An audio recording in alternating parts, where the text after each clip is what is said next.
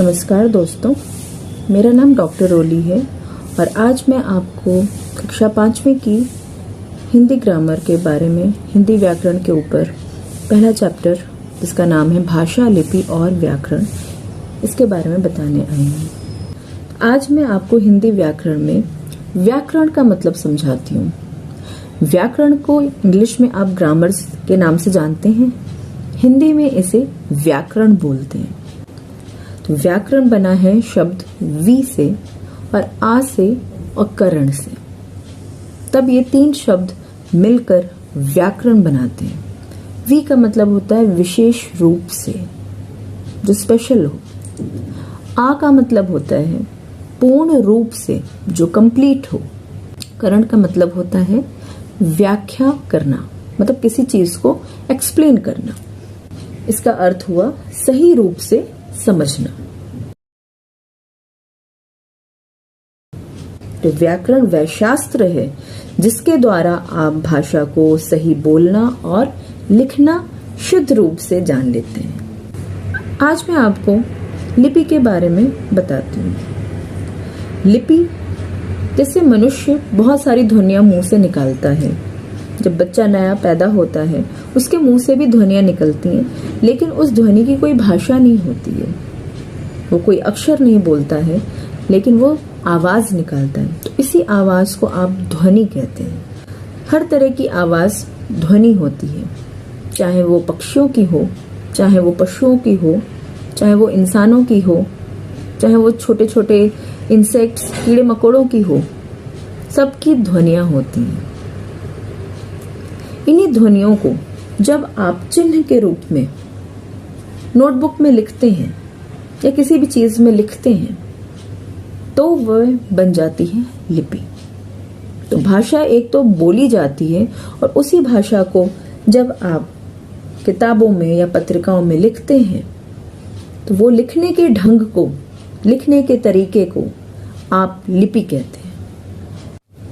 हर देश की अलग अलग लिपि होती है, क्योंकि हर देश की अलग अलग भाषाएं होती हैं। अलग अलग भाषाएं हैं तो उनको लिखने का ढंग भी अलग अलग होगा। इसी तरह से और भी विदेशी भाषाएं हैं जो फॉरेन लैंग्वेजेस हैं, उनकी अलग भाषाएं हैं, इसलिए उनके लिखने के तरीके में भी अंतर होगा, डिफरेंस होगा।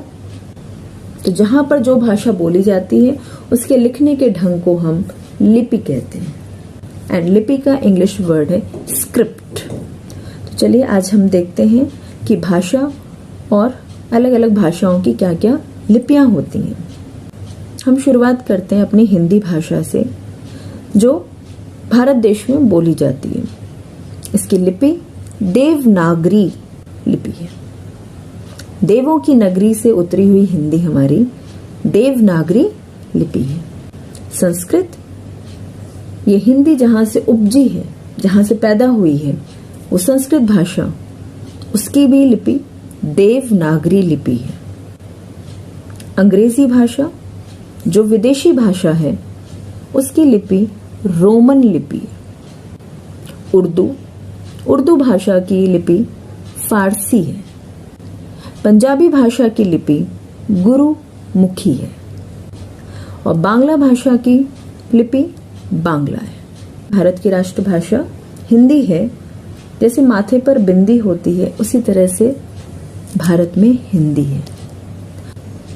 तो कहा जा सकता है, हिंद राष्ट्र की पहचान है हिंदी, राष्ट्रभाषा का वरदान है हिंदी। हिम शिखरों से हिम सागरों तक हमारा हिंदुस्तान है हिंदी। जय हिंद, जय भारत। तो आइए दोस्तों, जल्दी से एक रिकैप करते हैं। लिपि किसे कहते हैं? लिपि भाषा को लिखने के ढंग को कहते हैं, जिसमें चिन्हों का उपयोग किया जाता है। ऐसे चीज को हम लिपि कहते हैं। अलग अलग भाषाओं की अलग अलग लिपि होती है। जैसे हिंदी और संस्कृत भाषा दोनों की ही लिपियां देवनागरी लिपि होती है। अंग्रेजी की रोमन, पंजाबी भाषा की गुरुमुखी, बांग्ला भाषा की बांग्ला। इसके अलावा और भी भाषाएं होती हैं जिनकी अलग अलग लिपियां होती हैं। व्याकरण किसे कहते हैं? व्याकरण वह शास्त्र है जिसके द्वारा हम किसी भी भाषा को शुद्ध रूप से बोलने, लिखने और पढ़ने के रूप में समझ सकते हैं। उसे हम व्याकरण कहते हैं। आशा करती हूँ आपको ये पाठ समझ में आया होगा, और अगर कोई आपको परेशानी है, कोई प्रॉब्लम आती है तो प्लीज़ कमेंट बॉक्स में आप लिख सकते हैं। और अगर आप मेरे सब्सक्राइबर नहीं हैं तो प्लीज़ सब्सक्राइब कर लीजिए। आगे ऐसी ही हिंदी की जानकारी मैं आपको दूंगी, और अगर और कोई भी विषय आपको नहीं समझ में आता है तो वो भी आप मुझे लिखकर बता सकते हैं, मैं उसे ज़रूर आपके सामने प्रस्तुत करूँगी। तब तक के लिए मुझे आज्ञा दीजिए।